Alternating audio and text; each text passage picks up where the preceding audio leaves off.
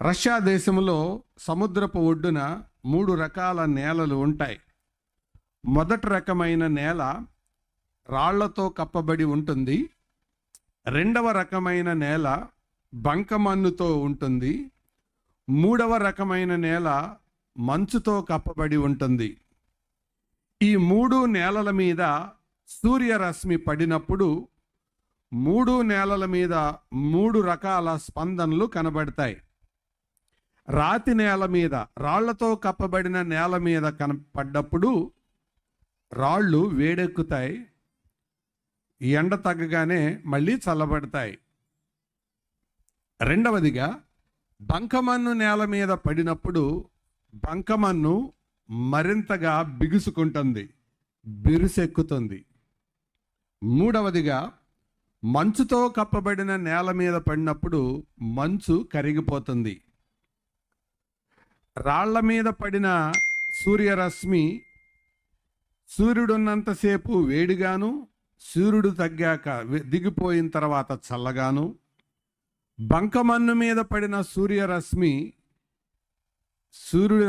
తీసుకునే కొద్దీ బిరుసెక్కుతూను, మంచుతో కప్పబడిన నేల మీద పడిన సూర్యరశ్మి కరిగిపోయేటందుకు గాను సహకరిస్తుంది. దేవుని వాక్యాన్ని వినేవాళ్ళు కూడా ఈ 3 రకాల అయిన వారిలో ఏదో ఒక రకానికి చెందుంటారు. మొదటి రకం ఎవరు అంటే రాతి నేల లాంటి వాళ్ళు. రెండవ రకం ఎవరు అంటే బంకమన్ను లాంటి వాళ్ళు. మూడవ రకం ఎవరు అంటే మంచుతో ఉన్న లాంటి వాళ్ళు. రాతి నేల లాంటి వాళ్ళు ఎవరంటే వాక్యం విన్నప్పుడు వేడెక్కుతారు, వాక్యం అయిపోయాక చల్లబడతారు. బంకమన్నుతో ఉన్న వాళ్ళు ఎవరు అంటే వాక్యం వినే కొద్దీ బిరుసెక్కుతారు, కఠినపడతారు.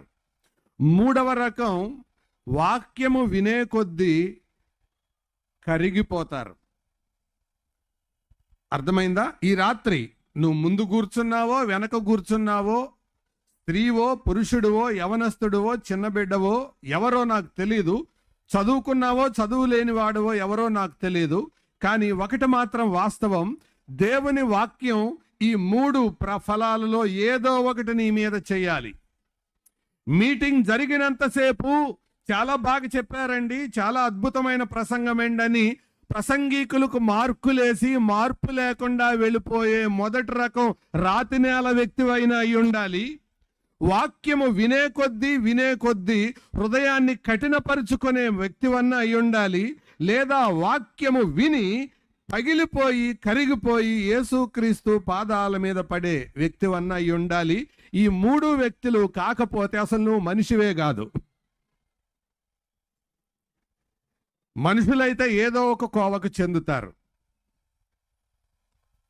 దేవుని వాక్యాన్ని విన్నప్పుడు బాగుందండి, బాగా చెప్పారండి అని అనుకోవడం, అప్పటికప్పుడే ఒక తీర్మానం చేసుకోవడం, చెప్పులేసుకొని బయటికి వెళ్ళగానే మళ్ళీ దాన్ని మరిచిపోవటం. రెండవ రకం వాక్యం వినే కొద్దీ కఠినం అవ్వడం.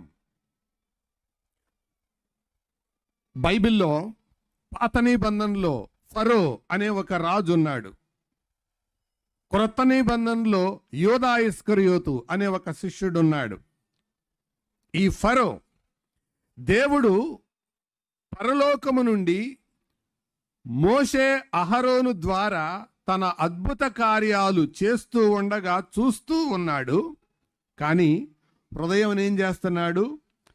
కఠినపరుచుకుంటున్నాడు. సాక్షాత్తు దేవుడే నరావతారిగా భూలోకానికి దిగి వస్తే ఆయన 12 మంది శిష్యులలో ఒక శిష్యుడిగా సంఖ్యకు చేరాడు. ఆయన అద్భుతాలు చూస్తున్నాడు, బోధలు వింటున్నాడు. కానీ హృదయమును కఠినపరుచుకుంటున్నాడు. కఠినపడిన ఫరో ఏమి సాధించాడు? కఠినపరుచుకున్న యోధా ఇస్కరియోతు ఏమి సాధించాడు? కఠినపరుచుకునేవారు ఎవరైనా అదే సాధిస్తారు. అందుకే సొలొమోను ఒక అద్భుతమైన మాట అన్నాడు, హృదయమును కఠినపరుచుకునేవాడు కీడులో పడతాడు. ఈ రాత్రి ఎవరైనా హృదయాన్ని కఠినపరుచుకుంటే కీడులో పడతారు అని జ్ఞాపకం చేసుకోండి. ఇది 2వ నేల. 3వ నేల వాక్యానికి కరిగిపోయేవాళ్ళు. ఈ మాటలు నీకు అర్థమైతే